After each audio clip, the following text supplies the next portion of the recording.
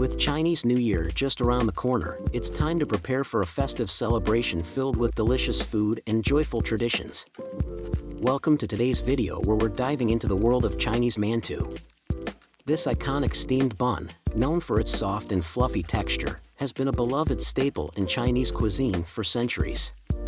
Whether enjoyed on its own, paired with savory dishes, or even used as a base for delicious fillings, Mantou is a versatile and comforting food. Join us as we explore its rich history, cultural significance, and show you how to make this simple yet tasty treat at home.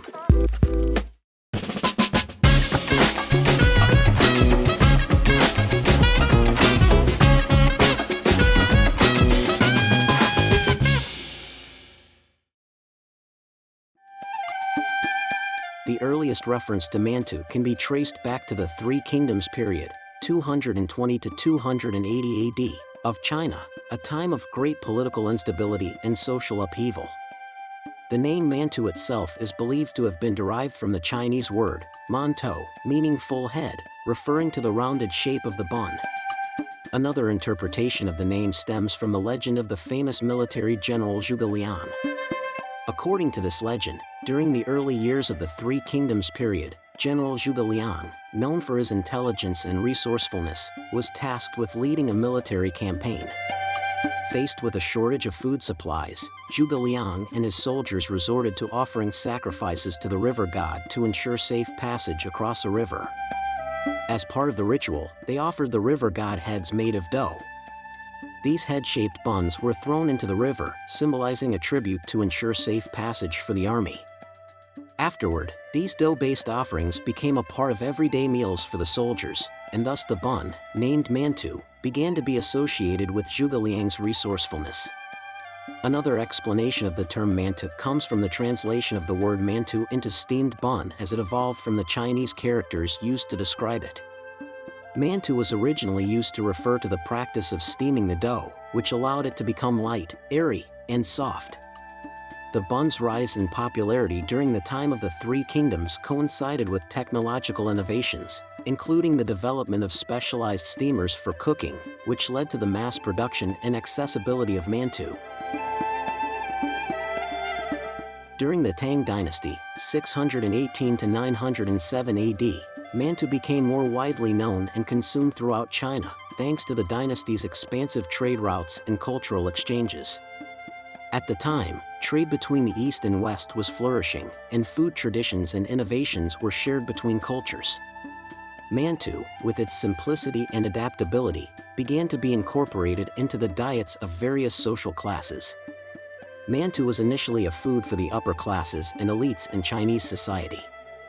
Due to the high cost of labor and ingredients, it was often consumed in the courts and royal households. But as time passed, the popularity of Mantou spread to the general populace, where it was adapted to suit regional tastes and preferences. One important milestone in the history of Mantou was the introduction of fillings.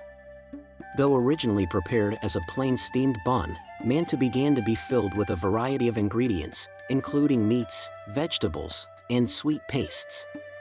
The concept of filled Mantou led to the creation of other beloved Chinese buns, such as baozi, steamed buns filled with savory or sweet fillings, and xiaolongbao, soup dumplings.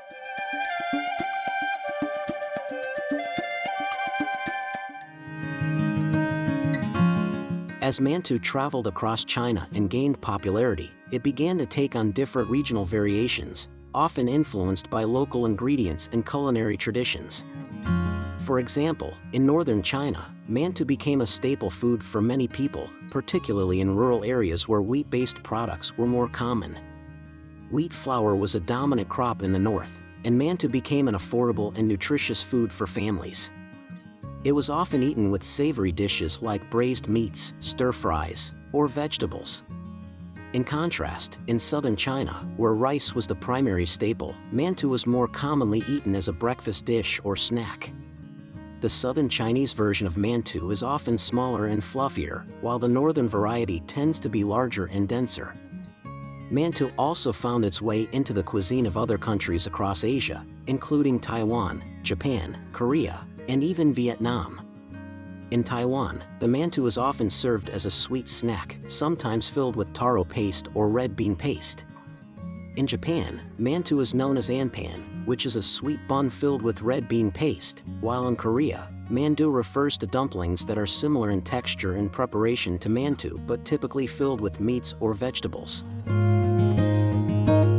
By the time of the Qing Dynasty, 1644 to 1912, mantou had become a fully established part of Chinese culinary traditions, enjoyed by people of all social classes.